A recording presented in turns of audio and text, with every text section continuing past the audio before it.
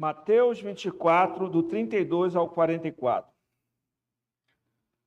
Aprendei, pois, a parábola da figueira. Quando já os seus ramos se renovam e as folhas brotam, sabeis que está próximo o verão.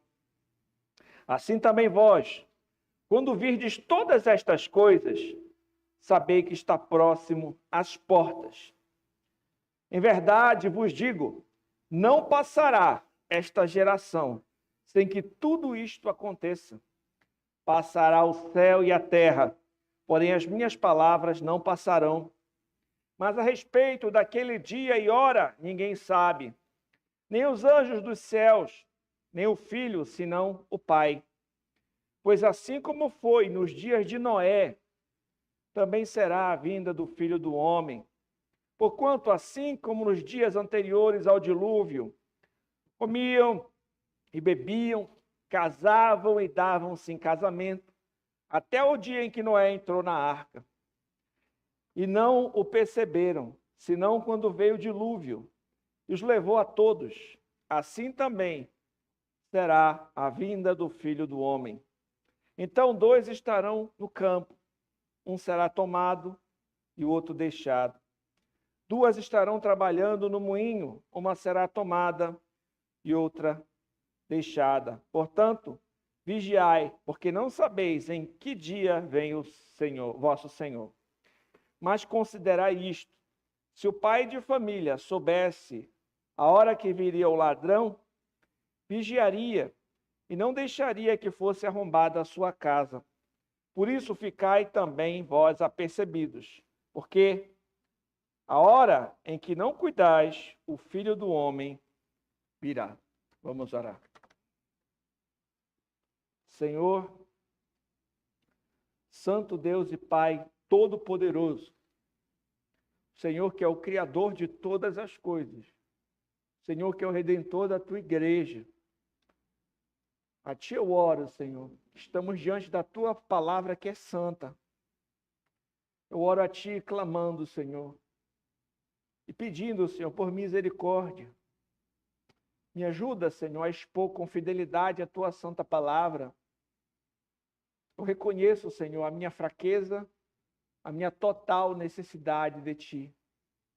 Eu te peço que o Senhor também prepare os nossos corações como um solo fértil para receber a Tua santa semente. Desvenda os nossos olhos para contemplarmos as maravilhas da Tua lei. Que as palavras dos meus lábios, meditado do meu coração, sejam agradáveis da Tua presença, Senhor, rocha nossa, Redentor nosso. Que o Teu nome seja engrandecido, Senhor. Que o Teu nome seja engrandecido, eu oro. Em nome de Jesus Cristo. Amém. Nós vamos dividir este texto que acabamos de ler em 3 partes. Em primeiro lugar, dos versos 32 ao 35, a parábola da figueira. Em segundo lugar, os dias de Noé. Em terceiro lugar, o pai de família e o ladrão. Essas 3 partes nós vamos considerar esse texto, começando com a parábola da figueira. O texto diz assim: Aprendei, pois, a parábola da figueira. Quando já os seus ramos se renovam e as folhas brotam, sabeis que está próximo o verão. O Senhor Jesus Cristo apresenta, então, uma breve parábola para demonstrar como os seus discípulos deveriam discernir os sinais dos tempos. Uma figueira, dá indicações claras sobre quando o verão chegará. Os ramos se renovam antes do verão, e isso acende a expectativa sobre essa estação. Em outras palavras, podemos observar sinais que demonstram que o verão está próximo. O Senhor utilizou esta parábola para chamar a atenção dos seus discípulos sobre os sinais que ele acabara de falar, que nós vimos na mensagem anterior.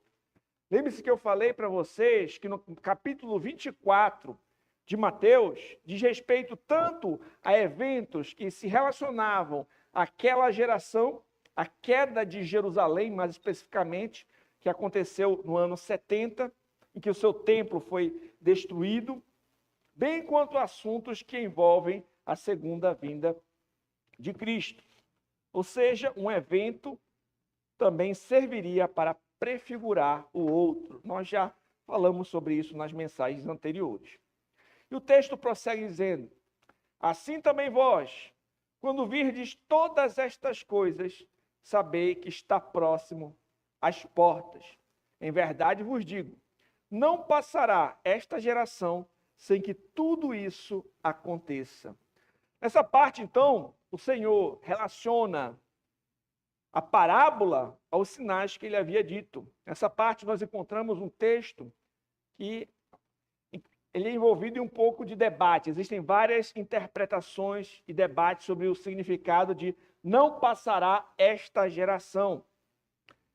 Dentre as diversas possibilidades interpretativas, eu destaco o que disse a Bíblia de Estudo da Fé Reformada sobre esse assunto. Ela comenta da seguinte maneira, preste atenção: todos os elementos dessa profecia, exceto a segunda vinda propriamente dita, ocorreram, de alguma forma, antes de os próprios membros, os 12, morrerem.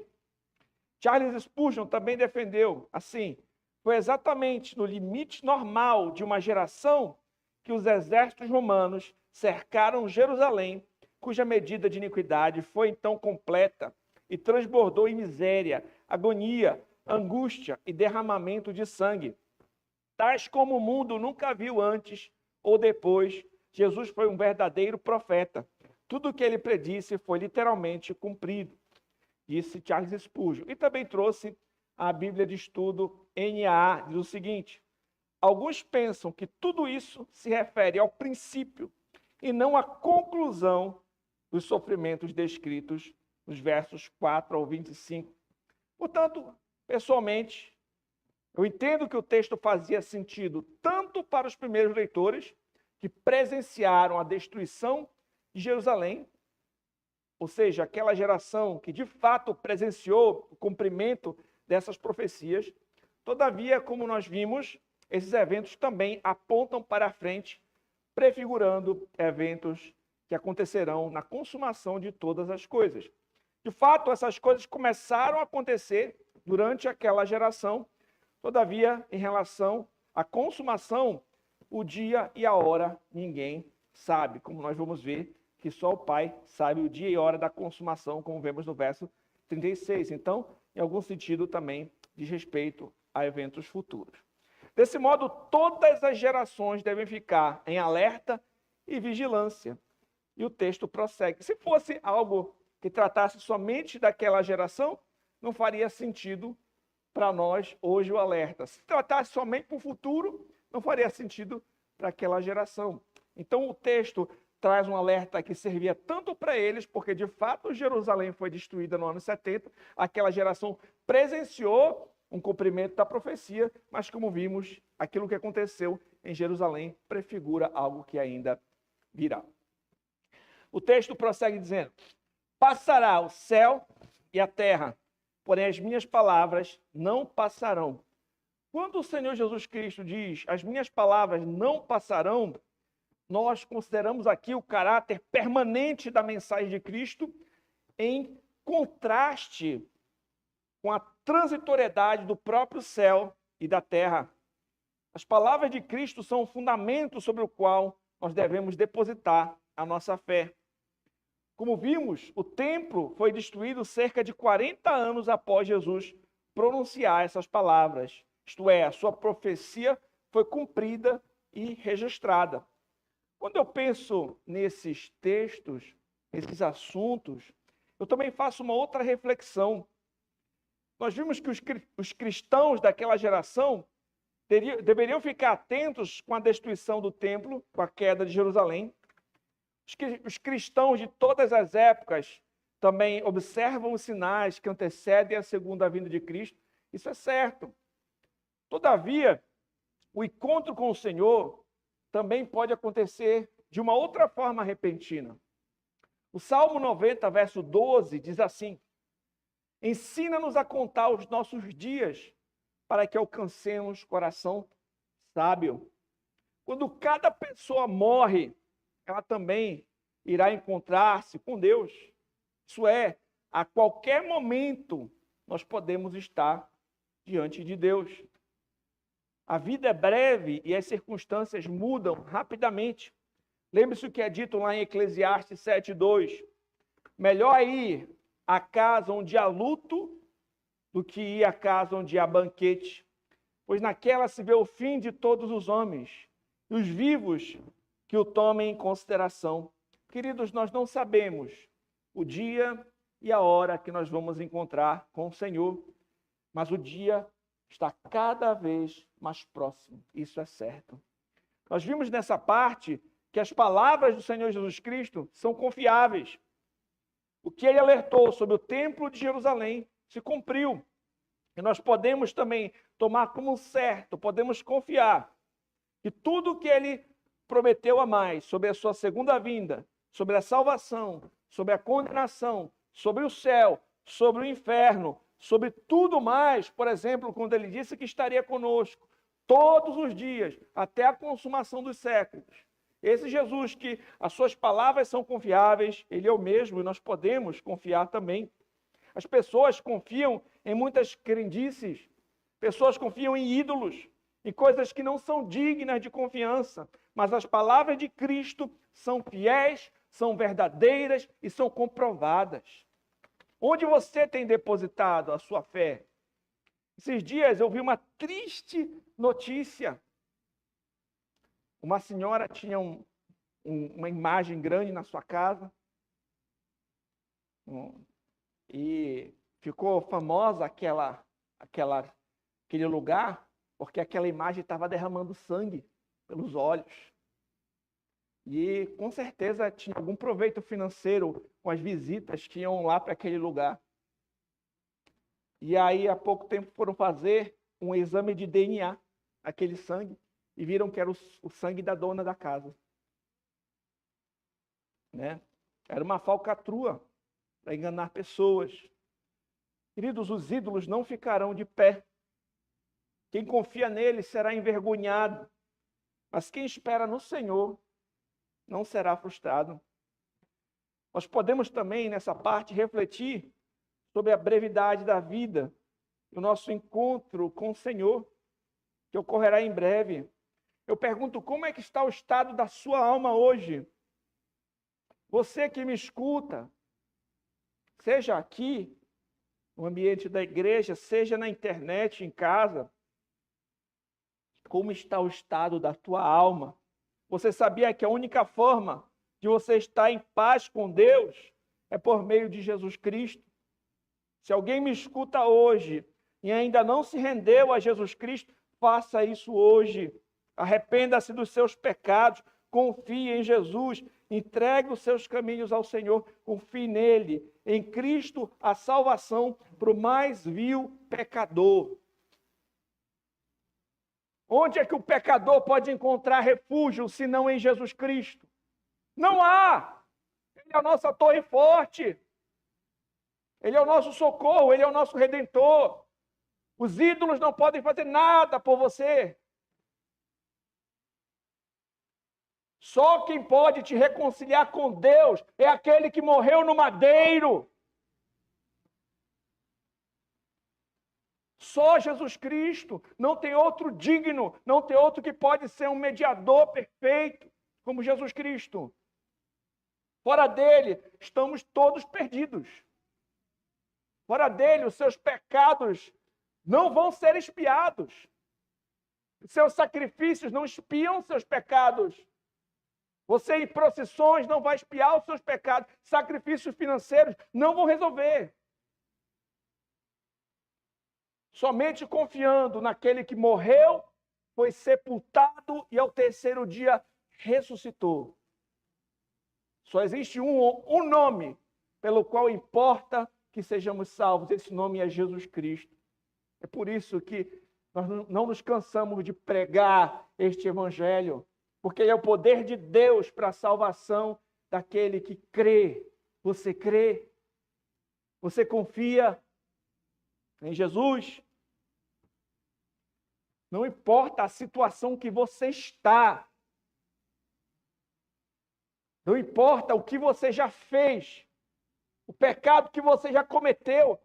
Você sabe, você se sente sujo. Você sabe o que já fez. Mas lavado no sangue de Cristo, você se torna mais alvo do que a neve. O seu grande escrito de dívida, que faz você merecer o inferno, se você confia em Cristo, ele foi cravado naquele madeiro e Jesus Cristo disse: está consumado. Nenhuma condenação há para aqueles que confiam em Jesus Cristo. Essa é a nossa esperança. Essa é a nossa confiança. É Jesus Cristo, meu amigo. Segundo ponto, os dias de Noé. Mas a respeito daquele dia e hora, ninguém sabe, nem os anjos dos céus, nem o Filho, senão o Pai. Nesta parte, o Senhor fala claramente sobre a sua segunda vinda para o juízo, e ele afirma que o dia e a hora ninguém sabe. Queridos, é uma tolice tentar adivinhar o dia e a hora da segunda vinda de Cristo. É uma tolice. Não faça isso. Charles Spurgeon disse: nós não precisamos, portanto, ser perturbados por profecias ociosas de fanáticos insensatos. Mesmo que eles afirmem interpretar as Escrituras, pois o que os anjos não sabem não foi revelado a eles. Mesmo Cristo, em sua natureza humana, voluntariamente limitou as suas próprias capacidades para que ele não conhecesse o tempo de sua segunda vinda. É o suficiente que nós saibamos que ele certamente virá. A nossa grande preocupação deve ser a de estarmos sempre prontos para a sua segunda vinda, seja quando for que ele volte. Outro comentário bíblico afirma: embora onisciente no que diz respeito à sua deidade, quanto à sua humanidade, o conhecimento de Jesus é respectivamente finito e imutável. Misteriosamente, as suas duas naturezas são unidas numa só pessoa, mas seus atributos distintos não se misturam nem se confundem. Infelizmente, seitas já surgiram com pessoas que tentaram encontrar um dia, marcar o dia que o Senhor Jesus Cristo voltava. Um pregador, alguns séculos atrás aí, ele foi lá, procurou na Bíblia, fez uns cálculos aí mirabolantes, chegou num resultado e conseguiu envolver um monte de gente nisso. Um monte de gente ficou lá esperando. E aí o Senhor Jesus não voltou. Foi o dia do grande desapontamento.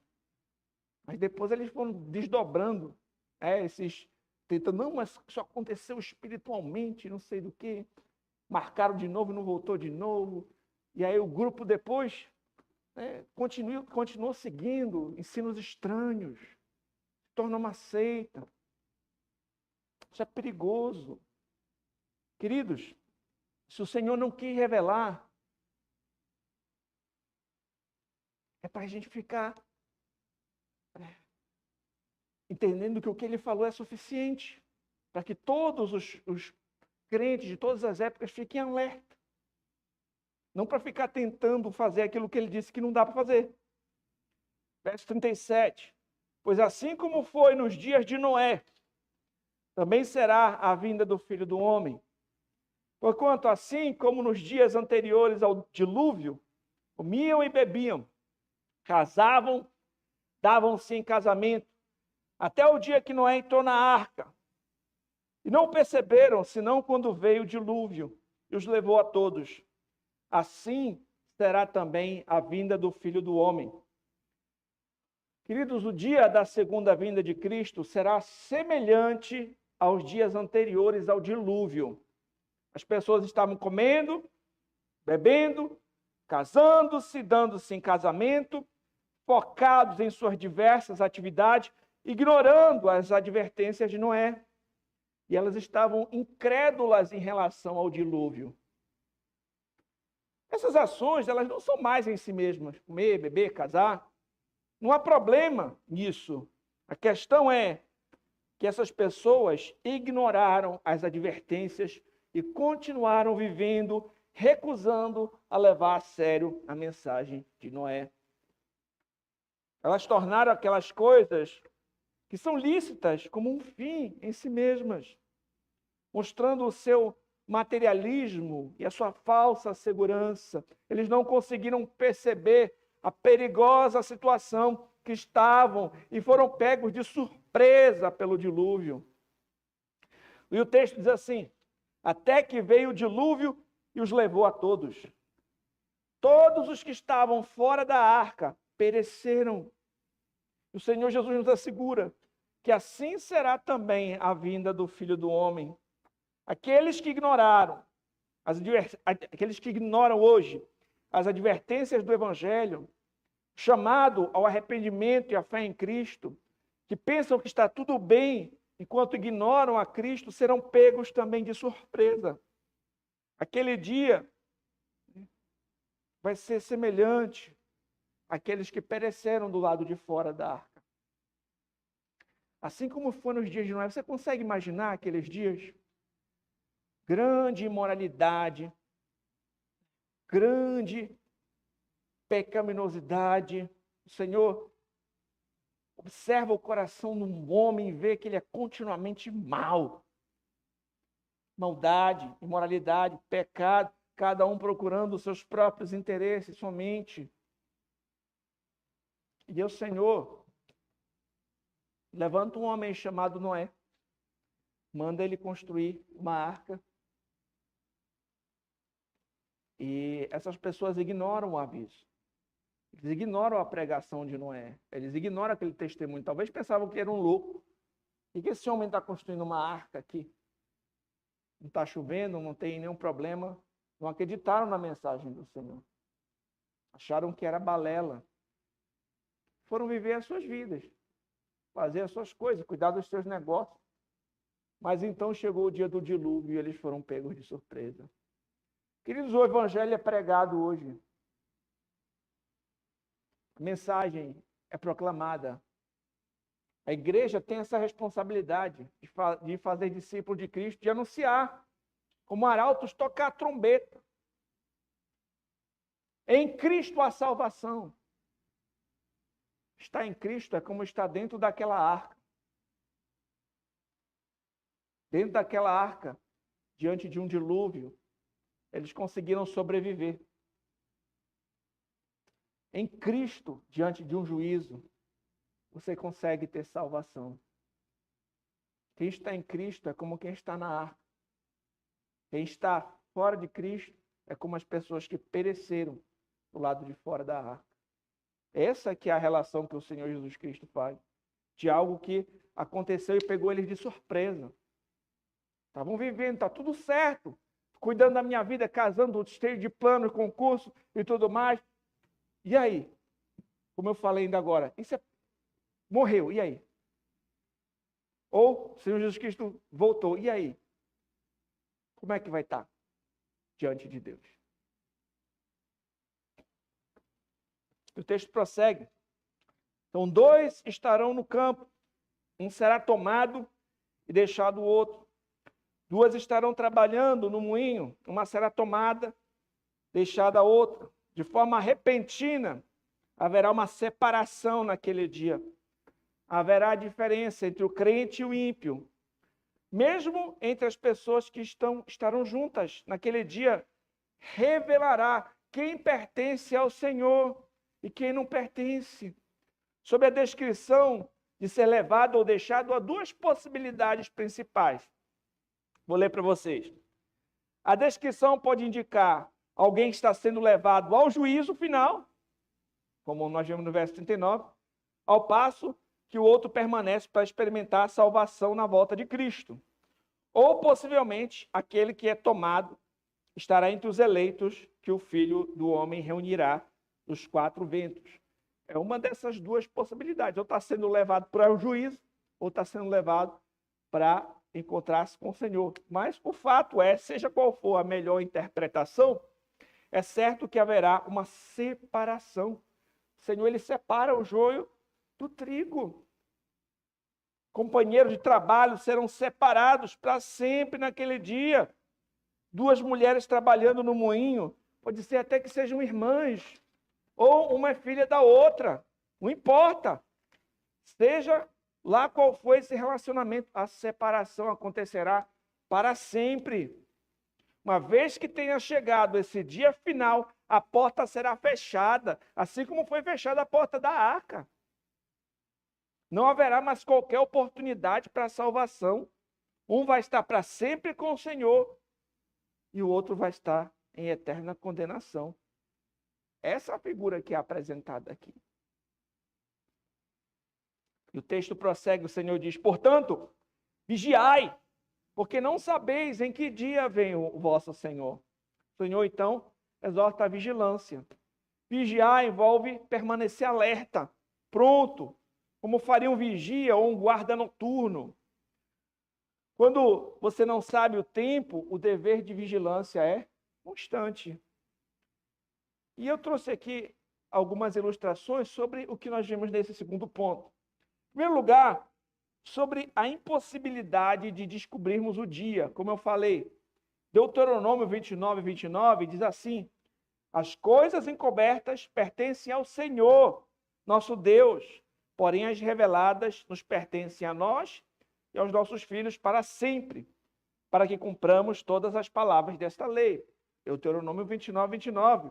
Como eu falei, algumas seitas iniciaram com falsas profecias, tentando marcar um dia para a segunda vinda de Cristo. Enganaram muita gente. Segundo lugar, sobre a separação que haverá entre o joio e o trigo, eu trouxe uma citação de J.C. Ryle. Ele diz o seguinte, preste atenção. No presente, o piedoso e o ímpio estão misturados, convivem juntamente. As igrejas, nas cidades, nos campos e por toda parte. Os filhos de Deus e os filhos deste mundo estão lado a lado, mas isso não será sempre assim. No dia do retorno do nosso Senhor, haverá, enfim, uma divisão completa. Em um momento, num piscar de olhos, ao ressoar a última trombeta, cada um desses grupos será separado do outro para sempre. Esposas serão separadas dos maridos, pais dos filhos, irmãos das irmãs, os patrões dos seus empregados, os pregadores dos seus ouvintes. Não haverá tempo para palavras de despedida, nem de arrependimento quando o Senhor voltar, Jesus voltar. Cada qual será tomado como estiver, e ceifará conforme o que tiver semeado. Então nós vimos também que haverá essa separação do joio e do trigo, do justo e do injusto. E sobre a necessidade de vigiar, como o Senhor Jesus falou, vigiar é porque vocês não sabem o dia. Quando falamos de vigiar, é no sentido de estar alerta. Você já viu um filme de guerra em que um soldado ele está ali num campo, no território inimigo, está com aquele grupo ali, eles estão armados e a qualquer momento pode acontecer alguma coisa. Se ele escuta um barulho, ele está pronto para atirar. Está vigilante, está preparado, está alerta em meio à guerra. Esse texto nos mostra que devemos sempre estar preparados, vigilantes, uma vez que nós não sabemos a hora que o Senhor voltará. J.C. Ryle diz: milhões de professos cristãos serão desmascarados como insensatos, incrédulos sem Deus, sem Cristo, mundanos e desqualificados para o encontro com o juiz. Tenhamos muito cuidado para que não sejamos encontrados entre os tais. Eu pergunto, você está em Cristo Jesus como aqueles que estavam dentro da arca? Somente em Jesus você será poupado no dia do juízo. Não basta ter um amigo crente, não basta ter um pai crente, não basta ter um irmão crente, um avô crente. Você é crente, você é um servo do Senhor. Essa é a pergunta. Uma outra coisa para nós considerarmos, você já pensou que tem amigos, colegas de trabalho, que estão ignorantes em relação à situação que se encontram, uma vez que não temem a Deus? Eu pergunto, você tem compartilhado o Evangelho com outras pessoas? Essa também é uma tarefa nossa. Se alguém me escuta aqui, e você sabe que você não é um crente, mesmo que você professe ser, você sabe que você é outra coisa, você sabe que você quer aparecer para as pessoas que é uma coisa, mas no seu interior você sabe que não crê. Isso não basta. Você usa máscaras, porque nós todos estamos nus diante de Deus. Ele sabe qual é a nossa real condição. Então, se você está nessa situação hoje, peça perdão para Deus. Peça para o Senhor te dar uma fé verdadeira. Senhor, não deixa que eu seja um hipócrita. Senhor, não deixa que eu engane a mim mesmo com uma falsa profissão de fé. Porque, infelizmente, meus irmãos, tem muitas pessoas que afirmam que são cristãos, mas não são. A sua vida diz outra coisa. Lá em Mateus 7 é dito assim: nem todo aquele que me diz Senhor, Senhor, herdará o reino dos céus. Naquele dia muitos dirão, em teu nome profetizamos, em teu nome expelimos demônios, ensinamos. E o Senhor abertamente dirá, apartai-vos de mim, eu nunca vos conheci. Não deixe que você engane a si mesmo com uma falsa profissão de fé. Peça, Senhor, me dá uma fé verdadeira, que eu possa mostrar com a minha vida frutos de uma verdadeira conversão, de um arrependimento genuíno. Senhor, me ajuda a ser um servo teu, seja lá o que isso significa. Eu quero ser um verdadeiro crente. Eu quero confiar verdadeiramente em ti. Destrona os ídolos do meu coração. Me ajuda a abandonar o mal e a caminhar com o Senhor de verdade. Que nós sejamos verdadeiros, irmãos. Verdadeiros crentes. Que servem a Deus. Isso não quer dizer que a gente não vai pecar. É claro que a gente peca ainda, a gente está na luta contra o pecado. Mas a gente não vai mais ficar em paz, servindo ao pecado como um Senhor, como se não tivesse problema. A marca do crente é a luta contra o pecado. Quando você pecar, você vai confessar ao Senhor, você vai pedir perdão e você vai lutar para que isso não aconteça de novo. Você vai buscar se aproximar das coisas que te aproximam de Deus. O que te aproxima de Deus? Observe na palavra. As armas de guerra, quais são? É a espada do Espírito, que é a palavra de Deus. Lembra o que o Senhor Jesus disse? Santifica-os na verdade. A tua palavra é a verdade. É meditando na palavra. Os nossos inimigos vão tentar afastar a gente daquilo que nos fortalece. Você percebe como, aos poucos, você vai se distraindo e vai deixando a palavra de lado? Você percebe quantas coisas tem para nos distrair hoje em dia? Quanto tempo a gente para meditar na palavra? Mas a gente fica horas levantando o dedinho aqui, passando para cima. O celular. Tem tempo para tudo, meus irmãos. Tem tempo para a gente se distrair, tem tempo para entretenimento, mas tem que ter tempo para a gente se alimentar da palavra de Deus. A oração. Será que as nossas orações se tornaram simplesmente mecânicas e repetitivas? A gente busque a Deus. A gente busca orar, interceder. Sabe, você é um pai de família, você ora pelos seus filhos, você ora pela conversão dos seus filhos. Você ora pela sua santificação, você ora pela sua esposa. Que a gente cultive relacionamento com Deus. Que a gente venha se firmar na igreja, sabe?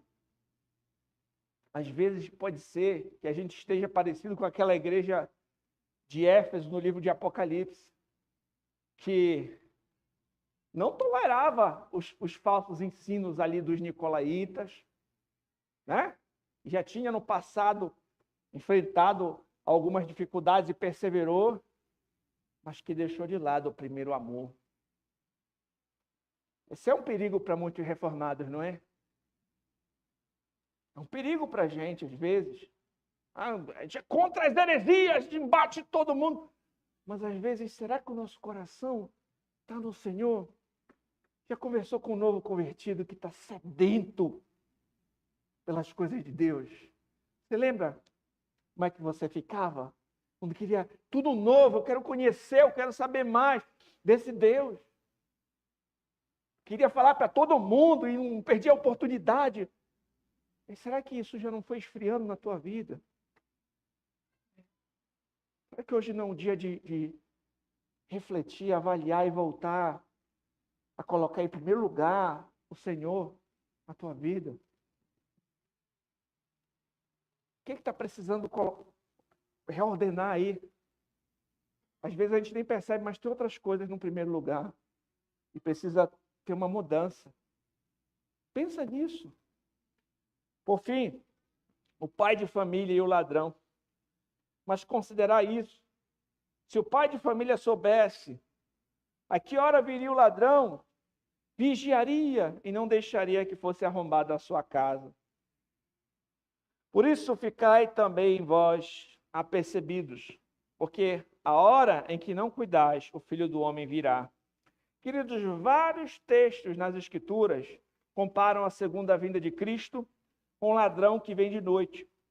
Esses textos exortam a necessidade de vigilância e estimulam uma vida santificada. Por exemplo, 1 Tessalonicenses 5, do 4 ao 10, eu vou ler. Mas vós, irmãos, não estáis em trevas, para que esse dia, como ladrão, vos apanhe de surpresa. Porquanto vós todos sois filhos da luz e filhos do dia.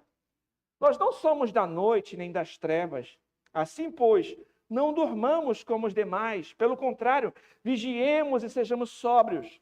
Ora, os que dormem, dormem de noite. E os que se embriagam, é de noite que se embriagam. Nós, porém, que somos do dia, sejamos sóbrios, revestindo-nos da couraça da fé, do amor, tomando como capacete a esperança da salvação. Porque Deus não nos destinou para a ira, mas para alcançar a salvação mediante nosso Senhor Jesus Cristo, que morreu por nós, para que quer vigiemos, quer dormamos, vivamos em união com Ele. 2 Pedro 3, do 10 ao 13, é dito assim: virá, entretanto, como ladrão o dia do Senhor, no qual os céus passarão com estrepidoso estrondo, os elementos se desfarão abrasados, também a terra e as obras que nela existem serão atingidas. Visto que todas essas coisas hão de ser assim desfeitas, deveis ser tais como os que vivem em santo procedimento e piedade, esperando e apressando a vinda de Deus, a vinda do dia de Deus, por causa da qual os céus incendiados serão desfeitos, os elementos abrasados se derreterão. Nós, porém, segundo a sua promessa, esperamos novos céus e nova terra, nos quais habita a justiça. Por fim, Apocalipse 16, 15. Eis que venho como ladrão. Bem-aventurado aquele que vigia e guarda as suas vestes, para que não ande nu, não se veja a sua vergonha. Um ladrão já entrou na sua casa. Na minha casa, infelizmente, já entrou um ladrão. Quando nós estávamos dormindo, eram 3 andares da casa, o último andar estava aberto. Não vigiamos. O ladrão entrou e levou por cima nossos pertences, alguns deles. O ladrão, ele não vem na hora que a gente está esperando. Ele vem quando não se espera. Portanto, todo dia tem que ir lá fechar a casa, se arrumar, preparar, né, para que se um dia ele vier, esteja tudo trancadinho ali. Da mesma forma, né, nós também devemos estar alertas, em prontidão, em relação ao dia da vinda do Senhor, porque nós não sabemos quando. A nossa confissão de fé, inclusive, diz o seguinte: Cristo deseja que estejamos bem persuadidos de que haverá um dia de juízo, para que os homens se afastem do pecado, para a maior consolação dos piedosos em suas adversidades. Assim, ele manterá esse dia desconhecido para os homens, para que possam estar livres de toda a segurança carnal, estar sempre vigilantes, porque não sabemos a que hora o Senhor virá, e possamos estar sempre preparados para dizer: vem, Senhor Jesus, vem depressa. Amém. Estar pronto é sinônimo de estar alerta, de prontidão, preparado na mente e no coração. A vinda do Senhor, para os não crentes, será um dia de terror, mas para os crentes vai ser um dia de grande alegria. Para nós que esperamos no Senhor, também devemos caminhar vigilantes enquanto aguardamos esse precioso dia. Queridos, o mundo, a carne e o diabo podem de muitas formas, até mesmo sutis, nos conduzir a uma vida pecaminosa e desagradável a Deus. É importante refletirmos um pouco, avaliarmos nossa conduta, que temos pensado, como temos vivido, estarmos atentos sobre como vivemos. Quem tem a esperança no Salvador Jesus Cristo, também busca viver em obediência, por amor àquele que nos amou primeiro. Sobre esse ponto, eu gostaria de concluir o sermão com uma ilustração que eu ouvi em uma das aulas aqui no seminário, do pastor Mike Waters, que representa muito bem o cerne desse sermão e como é que essa relação de vigilância e de expectativa em relação ao crente, à igreja e o retorno de Cristo. Imagina uma esposa, uma mulher piedosa. O seu marido ele teve que viajar para longe, porque ele era um soldado que estava na guerra. Mas sempre que esse marido podia, ele enviava cartas para sua esposa. Ele dizia que ele não sabia o dia, mas tinham sinais de que em breve ele voltaria. E aquelas cartas animavam o coração daquela esposa. Essa esposa, então, diariamente, arrumava a casa, organizava as coisas, deixava aquele ambiente agradável, limpo. Ao entardecer, ela se vestia com seu vestido mais bonito, se embelezava enquanto aguardava o seu marido à porta. Ela não sabe o dia que ele vai vir, mas nos momentos mais difíceis, quando a saudade bate, ela está triste, ela vai e olha até aquelas cartas e lê novamente, e isso anima de novo o seu coração, a estimula a continuar diariamente, arrumando a casa e se preparando para encontrá-lo.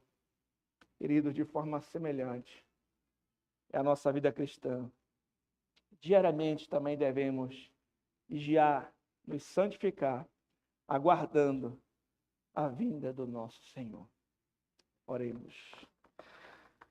Santo Deus e Pai, te agradecemos, Pai, pela tua palavra, que nos ensina, que nos instrui, que nos estimula, que nos alerta, que nos admoesta. Ó Senhor, te agradecemos por essas preciosas promessas, Senhor. Ó Pai, de saber que em Jesus Cristo nós temos uma arca que nos salva do dilúvio, um Salvador que nos livra da ira, uma torre forte que nos protege do perigo. Te agradecemos, Senhor, por encontrar em Cristo esse Salvador. Te agradecemos porque o Senhor é um Deus de amor e misericórdia, que salva pecadores, e em Ti encontramos perdão. Nos ajuda, Senhor, a caminhar em santidade, a dia, Senhor, lembrarmos dessas preciosas promessas e buscarmos, Senhor, vivermos de modo digno desse precioso Evangelho, para a glória do Senhor que nos salvou, e que a nossa vida seja para o Teu louvor. E que o Senhor nos encontre te servindo naquele precioso dia, vigilantes e aguardando o precioso encontro com Cristo. Eu oro e agradeço em nome de Jesus. Amém. Vamos louvar o Senhor.